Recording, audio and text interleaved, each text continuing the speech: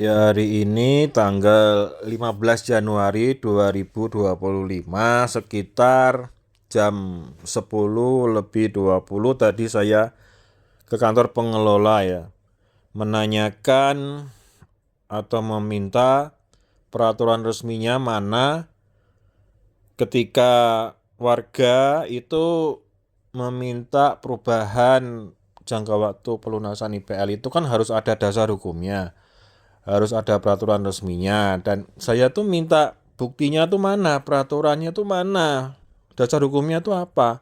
Ketika mengajukan itu warga disuruh membuat surat permohonan bermaterai dan mengisi formulir permintaan.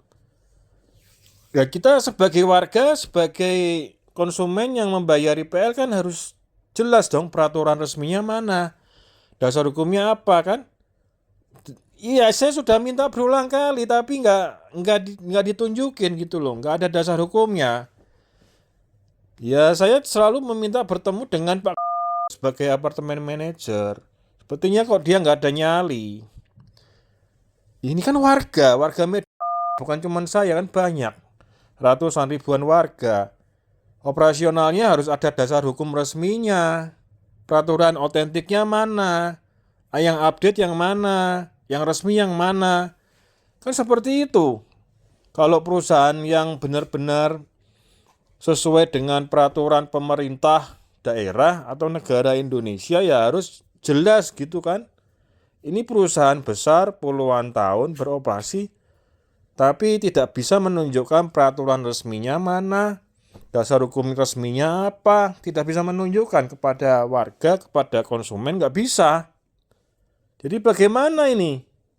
Ya jangan hanya pinter narikin duit saja, jangan hanya pinter kasih denda tanpa ada dasar hukum resminya, tanpa ada dasar hukum yang update.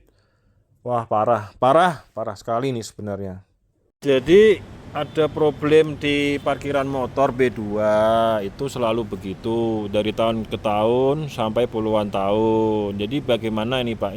Ini penghuni, ini masalah penghuni yang memperhatikan dan peduli pada kondisi ya. Iya, karena kondisi saat ini parkiran motor di B2 memang penuh, tetapi kan ada aturan yang harus dipatuhi. Sehingga kalau motor-motor yang parkirnya sembarangan di bawah tanda dilarang parkir paralel, itu membuat sulit penghuni lain dengan motor yang mau keluar. Sehingga yang terjadi sekarang penghuni main hakim sendiri. Motor-motor pada lecet, spion pada patah ya. Akhirnya penghuni pada saling komplain. Sementara pengelola harusnya melakukan sesuatu, misalnya memperluas, mengelola supaya parkiran itu dijaga, kalau ada yang melanggar ya digeser atau diatur. Kalau memang kekurangan orang, caranya kan simpel sekali, cukup digembok saja. Pada waktu dia ingin membuka gembok, dia harus jalan kaki dari B2 ke kantor pengelola. Setiap hari dilakukan seperti itu, saya yakin dia capek. Dan besok-besok dia akan sadar, saya nggak parkir di situ lagi. Itu sih salah satu cara simpel ya menurut saya ya. Kalau memang pengelola berdalih kekurangan staf untuk mengelola, petugas keamanan terbatas, kan ada CCTV, lalu ada cara-cara seperti tadi. Kalau sekarang dibiarkan apa adanya, penghuni itu seperti autopilot ya. Kita berjuang sendiri, parkir sendiri, geser sendiri, motor lecet juga, spion patah semua juga urus sendiri gitu. Pengelola lepas tanggung jawab aja. Jadi menurut saya harusnya diperbaiki, diperhatikan. Dan ini bukannya baru setahun 2 tahun, ini sudah terjadi udah lama dan banyak yang komplain. Yang saya tahu dari orang lapangan selalu bicaranya kekurangan orang, tapi satu sisi saya pernah mendengar dari atasannya security bilang itu alasannya tidak tepat. Jadi di bagaimana yang benar, saya bingung juga nih. Jadi apa ini solusinya ini? Jadi kalau memang masalah-masalah bertahun-tahun, puluhan tahun tidak bisa selesai ya coba diadukan ke. Lalu terkait ini juga space atau ruangan parkir motor ya. Penghuni kan sudah bayar bulanan untuk biaya parkir.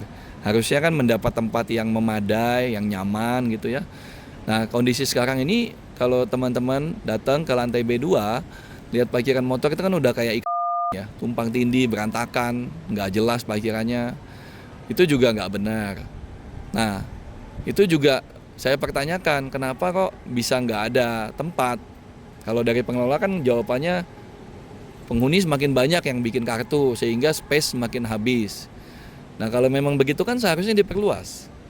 Kalau pengelola bisa membuat space khusus untuk motor-motor 1500 cc, 2000 cc ke atas, harusnya kan motor-motor biasa juga bisa. Kami bayar loh, ya kan? Harusnya kami punya hak buat parkir dengan nyaman, dengan aman gitu. Ini parkiran space-nya aja nggak ada.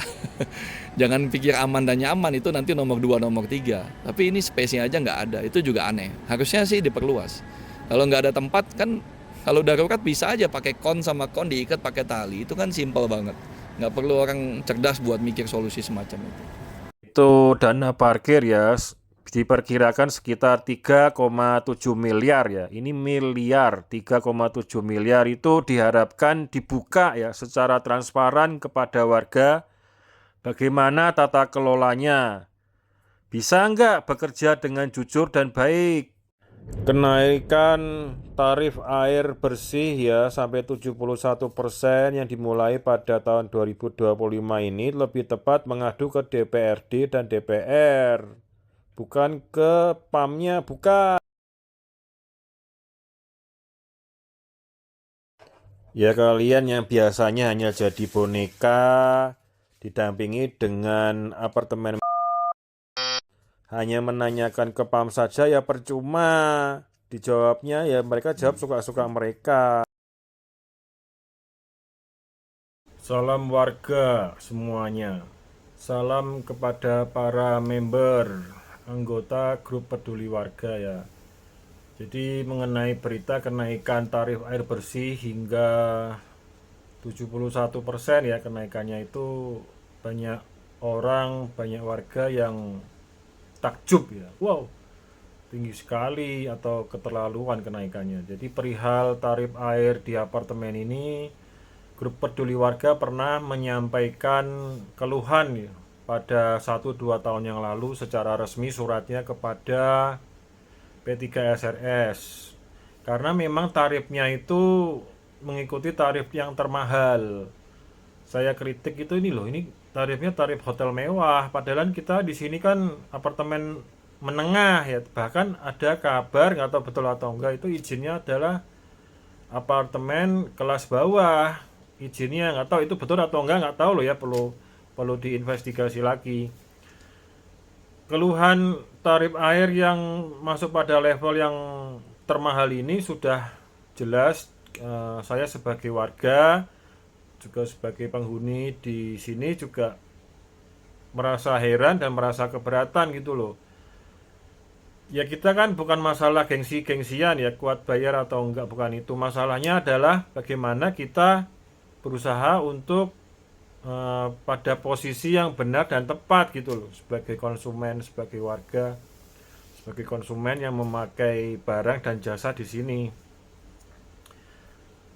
Dan sekarang pada tahun 2025 ini kan secara resmi akan ada kenaikan ya sampai plus 71% ya mengenai biaya air. Nggak tahu biaya listriknya, nggak tahu juga.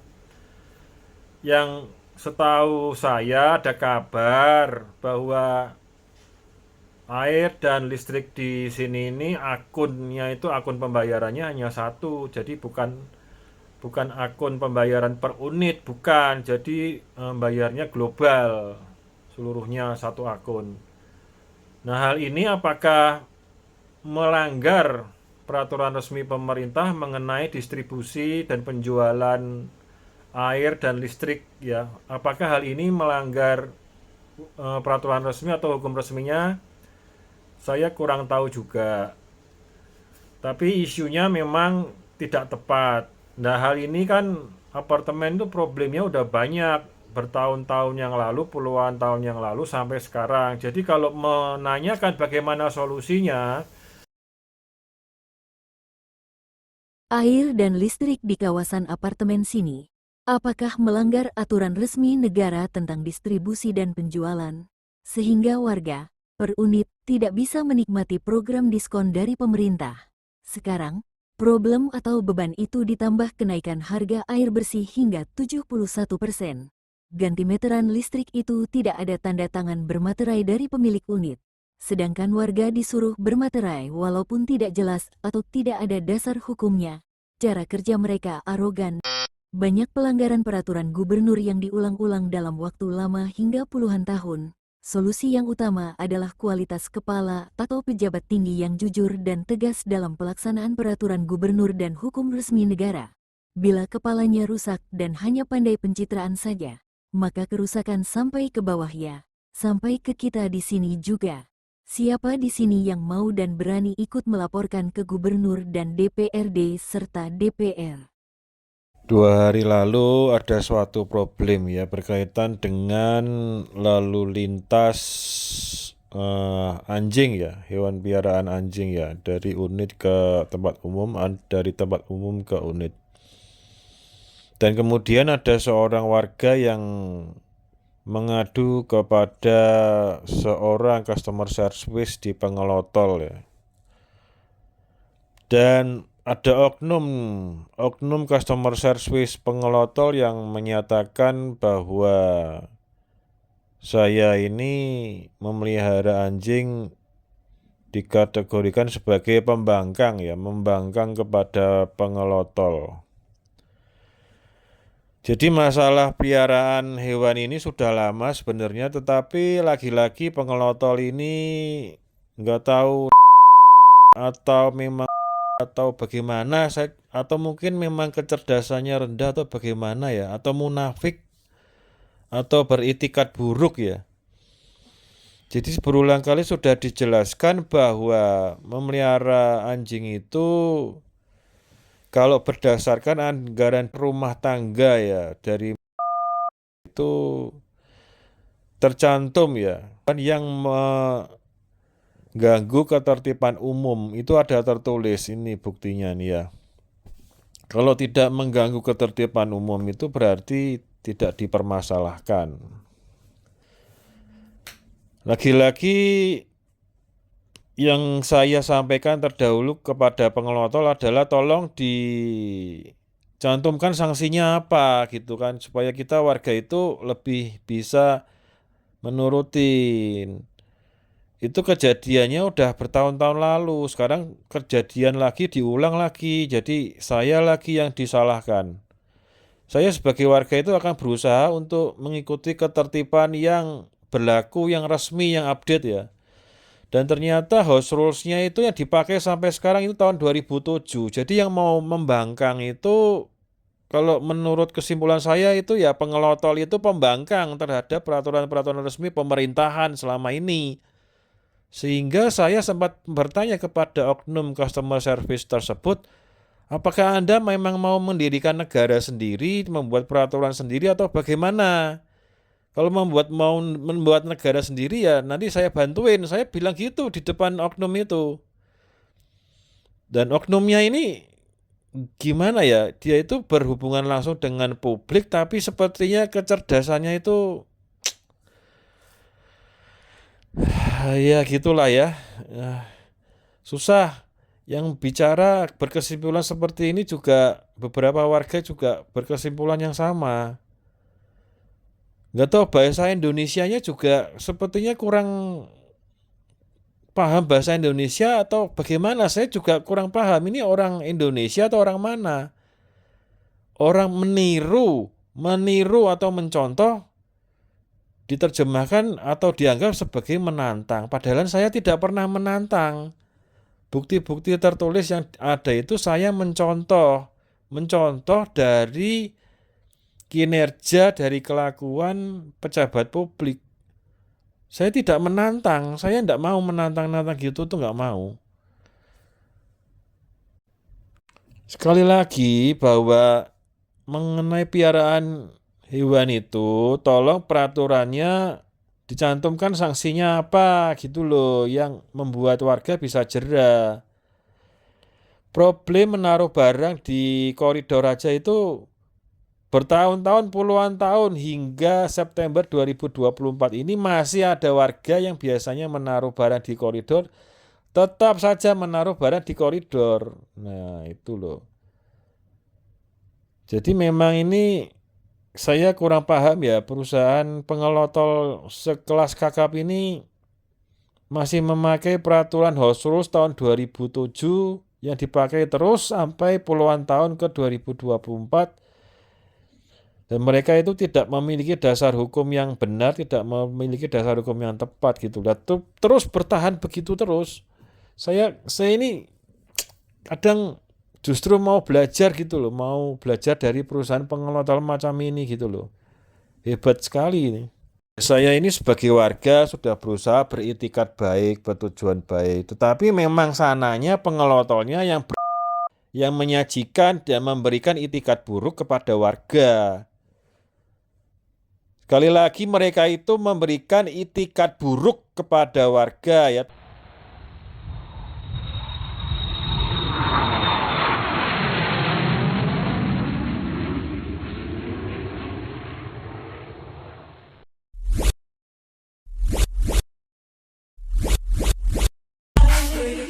With it, lean with it, rock with it, snap with it. All my ladies, pop your, pop your, pop your, pop. Ladies, pop your, pop your, pop your, pop your, pop your, pop your. Ladies, pop your, pop your, pop your, pop your, pop your.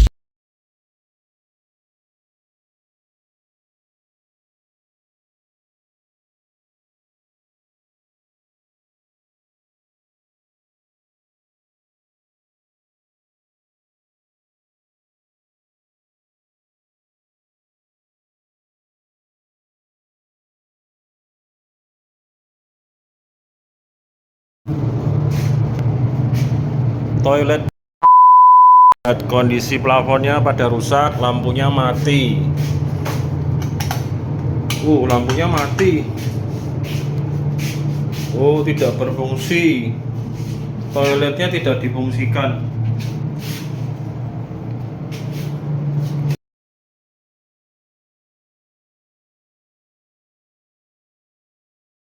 Berkaitan dengan problem tidak ada dasar hukum atau terjadi maladministrasi dalam operasional pengelolaan perusahaan atau apartemen atau properti, maka kita perlu mengetahui hal pembuatan surat bermaterai yang tidak ada dasar hukumnya atau maladministrasi atau perbuatan melawan hukum. Atau, mungkin merujuk pada surat yang dibuat dengan paksaan atau tanpa dasar hukum yang jelas, yang tidak memiliki dasar hukum, dapat menimbulkan berbagai akibat, antara lain. 1. Tidak sah secara hukum. Surat tersebut tidak memiliki kekuatan hukum karena tidak sesuai dengan ketentuan yang berlaku. Jika dipermasalahkan, pihak yang merasa dirugikan dapat mengajukan pembatalan atau gugatan ke pengadilan. 2. Pelanggaran hak dan potensi gugatan. Jika surat dibuat secara sepihak atau di bawah paksaan, pihak yang dirugikan dapat menggugat pihak pembuat surat atas dasar pelanggaran hak. Dalam hal ini, surat dapat dianggap sebagai tindakan melawan hukum.